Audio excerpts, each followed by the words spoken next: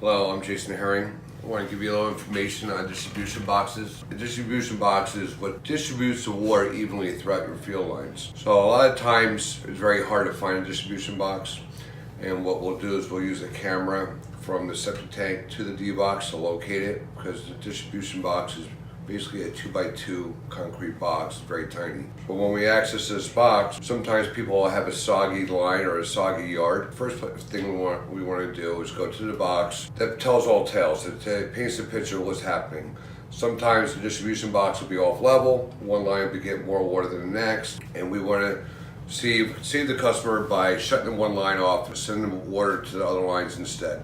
So when we open up a box, what we're looking for first is make sure all the lines are getting water equally, and if they're not, then to readjust the field lines. We have ways of actually making them and putting caps on there and making sure they all get water equally. The thing about the distribution box is you have air and water mixing, so the concrete boxes themselves fall apart really easily because concrete is porous.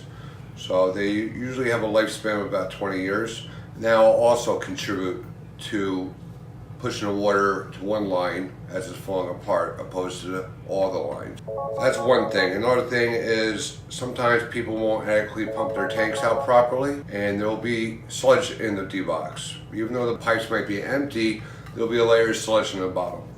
So that will also change the flow to more than one line than the other line. So when there's a layer of sludge, that field line's not working properly even though the pipe is empty. So what we do is we go in there with a high pressure water jetter, and the water jetter sprays backwards. We send that water jetter all the way to the end of that pipe, and we have a tank truck sitting there sucking it out of the D-box, and we pull the water hose, the water jetter back very slowly, bringing all the sludge back into the D-box with us. So we're sucking it out so it doesn't go down another line. So when you're opening a D-box, you can see all these open pipes. It might look fine to you, but there's so many different indicators that'll say that there might be a problem. Another key problem would be roots. Not the main tree roots you're thinking. They have very thin finger-like roots. They'll actually clog the gravel up. That will also restrict the flow. So just looking in a box without having a professional's set of eyes knowing what they're looking for, you cannot possibly see where all the problems may lie, and that's the key thing to having a septic professional look at it. So Jason, would you please explain how confusing it is for a homeowner who suspects that he has a septic problem but doesn't know if he does or not? When he calls us out, how can he trust that we will be honest about it? Well, I will explain everything. I will make sure that you understand. I will point to obvious things that I see. If you don't want to replace your septic system, I'm a firm believer to use it to its full extent. Do you encourage people to do it yourself? Definitely not. It's kind of a delicate procedure, and the only reason we're as good as we are is because we've been doing it for so long and we've learned from our own mistakes. But what happens when somebody wants to snake their line themselves? We have a customer that has a broken snake in their pipe as we speak. And now we have to go out with the machine and rip up the yard. So homeowners, and I'm a homeowner, we always want to save money. What can people do themselves that we wouldn't have to charge them for? If your house is from 1970 or newer, call your local Board of Health and they will email you schematics of your septic system that have measurements, points of it, like one corner of the house is A, one corner of the house is B, and your lid will be C. And if you bring those 2 points of measurement together, you will find your own septic tank. You can dig up your own septic tank, but my guys hate digging. And I don't have to charge you to dig. But that's pretty much the only thing you can do. And the best thing you could do, and I tell people, your septic tank is an oil filter on your car. The cleaner you keep it, the longer you get out of your septic system. So the way you explained before, the distribution box and flushing it out, you're not flushing water into the pipe and leaving it there, but you're actually sending the water jetter out and pushing the water back towards a pump truck that's waiting to receive that effluent.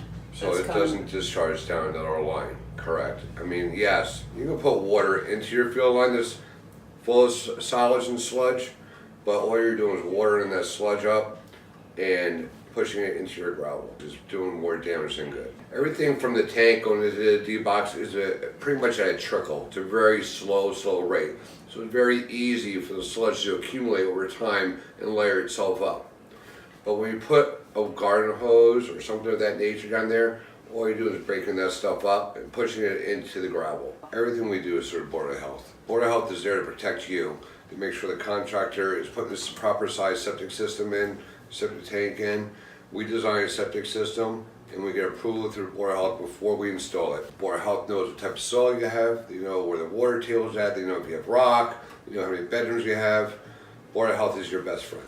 So in this day and age, when everybody's pricing things out and getting 3 prices from everybody in the world, including people that are not septic people, how do you handle those competing bids? They always come back. They always call me a couple years down the road. It's just good money after bad.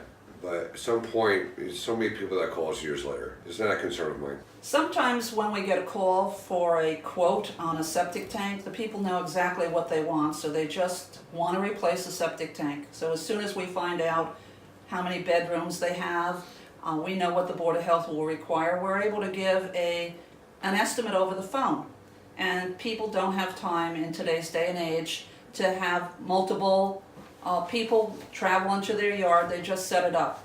So these people set up a septic tank replacement. We had it all arranged with our supplier to bring in this concrete septic tank, and Jason arrived on the job, ready to do the job. It was supposed to be about $4,000, and we get to the job, and it turns out that the septic tank that they thought was collapsed was their old septic tank that another company had replaced previously, but they didn't abandon it properly. So what happened is... It happens a lot. Yeah, I do remember it happened a couple of times, but I remember this one where the people were just delighted because they didn't have the money. I remember that. Sometimes you think it's going to be a bigger job, and it turns out that it's just some small repair. And we're out to save you money. We're homeowners ourselves, and the smaller we can make the job, the faster we get on to the next job. And we just want to be good community-minded people that are helping our community and maintaining a good reputation. That's what we work for. We treat everyone like they're our neighbors because we want nothing different. Right.